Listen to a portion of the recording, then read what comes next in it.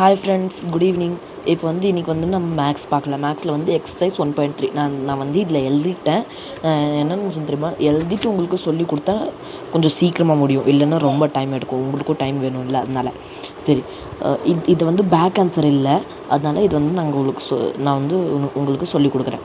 இப்போ என்னதுன்னா, verify the closure property for addition and multiplication for the rational. இந்த question first நீங்கள் புரிஞ்சுக்கணும். என்ன கொடுத்துருக்காங்கன்னா, க்ளோஷர் ப்ராப்பர்ட்டியும் அடிஷனும் மல்டிப்ளிகேஷனோட க்ளோஷர் ப்ராப்பர்ட்டி இங்கே வெரிஃபை பண்ணுற சொல்லியிருக்காங்க. என்ன ரேஷனல் நம்பரும் உங்களுக்கு தெரியும்னு நினைக்கிறேன். -5/7 அண்ட் 8/9. இப்போ கிவன் ரேஷனல் நம்பர் என்னதுன்னா -5/7 அண்ட் 8/9. க்ளோஷர் ஏ இது, பி இது, சேம் திங் எல்லாத்துலேயும். பட் ஆனால் எல்லாத்துலேயும் எழுதிடும், உங்களுக்கு புரியறதுக்காக தான் ஃபஸ்ட் சம்மில் போட்டேன். இங்கே என்னென்னா closure property for addition A+B add பண்ணிக்கணும். இப்போ ஆட் பண்ணுறதுக்கு நம்மளுக்கு சேம் டினாமினேட்டர் வேணும், அதனால கிராஸ் மல்டிப்ளிகேஷன் பண்ணலாம். -5/7 = 9/9. சேம் திங் இங்கே 8/9 × 7/.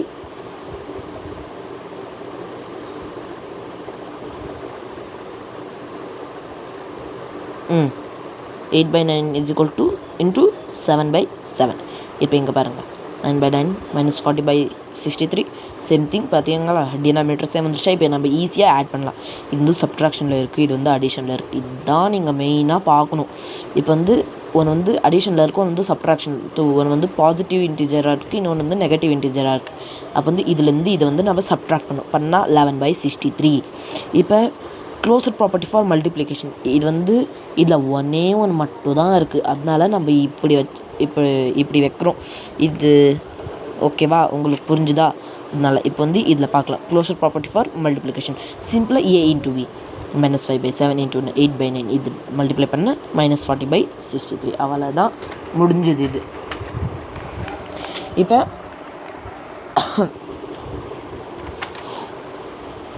இப்போ செகண்ட் சம் பார்க்கலாம். Verify the commutative property for addition multiplication for the rational number -10 and -8/33. இங்கே கம்யூட்டேட்டிவ் வெரிஃபை பண்ணுற சொல்கிறாங்க. இப்போ ரேஷனல் நம்பர் என்னென்னா இது கம்யூட்டேட்டிவ் ப்ராப்பர்ட்டி ஃபார் அடிஷன். இதில் பாருங்கள், 2 இருக்கா, இது ஒன்று, நெக்ஸ்ட்டு இது ஒன்று.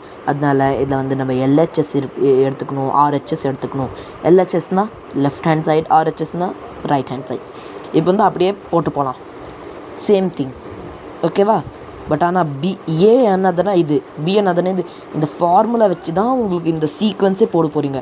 அதனால் A+B இப்படி வச்சுக்கோங்க. அதுக்கப்புறம் இப்படி பாருங்கள், -30. இது மல்டிப்ளை இங்கே பாருங்கள், இங்கே ஒரு சேஞ்ச் இருக்குது. இங்கே பாருங்கள், 33 இருக்கா. இந்த 33 11 × 3 என்ன வரும்? 33 வருமா? சேம் திங்கு. அதனால இந்த 33 மல்டிப்ளிகேஷன் பண்ண தேவையே இல்லை. அதனால் நம்ம 11 மட்டும் மல்டிப்ளை பண்ணால் போதும். 11னா இது ரெண்டுமே -10/11 × 3/3. சேம் திங் இங்கேயோ நான் இங்கே போட்டு காமிக்கல, அதனால் -30 வந்துடும். 10 3s 30, ஓகேவா. இங்கே பாருங்கள், இதுவும் மைனஸில் இருக்குது, இதுவும் மைனஸில் தான் இருக்குது. இப்போ இதுவும் மைனஸில் இருக்குது, இதுவும் மைனஸில் இருக்குது. அப்போனா சேமாக ஆட் பண்ணிக்கலாம். -38/33 -38/30.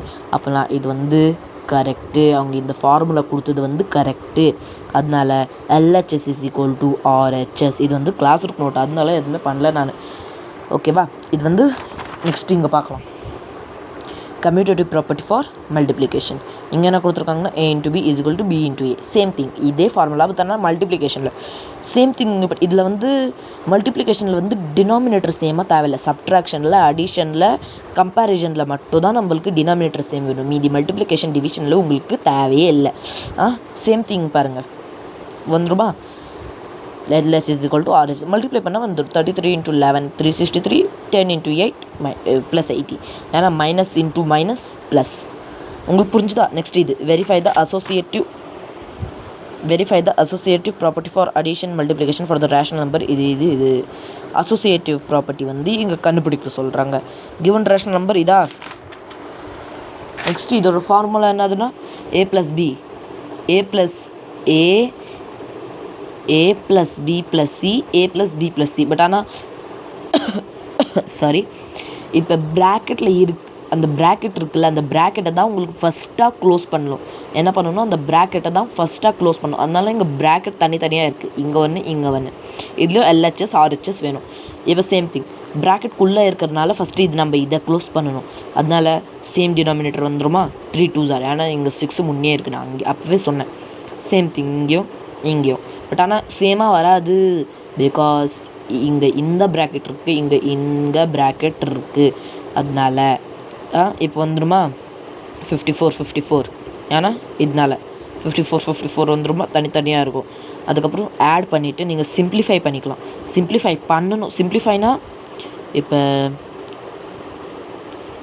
3 2s are 6, 3 3s are 9, 3 டபுளால் இதுவும் டிவைட் பண்ணணும். 3 1s are 3, reminder 2, 3 8s are 24. முடிஞ்சிச்சா? சேம் திங் இங்கேயும் -23/18 -23/18 LHS is equal to RHS. இப்போ வந்து நம்ம இதை பார்க்கலாம். Associative say A into B into C is equal to A into B into C. But ஆனால் ப்ராக்கெட் தனித்தனியாக இருக்கும். It means A into bracket B into C, bracket A into B, bracket into C. Okay, same thing இதுலேயும் நீங்கள் போடணும், பார்த்துக்கோங்க. Same thing அதே multiply மட்டும் தான் போடணும், பார்த்துக்கோங்க. இல்லை உங்களுக்கு வெரிஃபை பண்ணுறதுக்கு கொஞ்சம் நல்லா இருக்கும்னு. சேம் திங் இங்கே வந்துடும் 70/81 70/81. ஓகேவா? அதனால LHS is equal to RHS. பார்த்துக்கோங்க, இங்கே 6 3s are 18, இங்கேயும் 9 6s are 54. மேலேயோ சேம் திங். அதுக்கப்புறம் இந்த ப்ராக்கெட் வந்து என்னென்னா மல்டிப்ளிகேஷனாக இருக்கும், அதனால் எடுத்துக்கலாமா. 18 9s are இது வந்துடும் என்னதுன்னா 162. சிம்ப்ளிஃபை பண்ணால் உங்களுக்கு ஆன்சரே வந்துடும். அதுக்கப்புறம் இதை பார்க்கலாம்.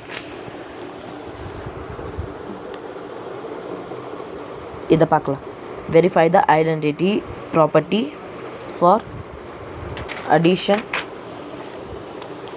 addition and multiplication for the rational number 15. இந்த காற்று தான் பிரச்சனையாக இருக்குது. 15 and -18/25.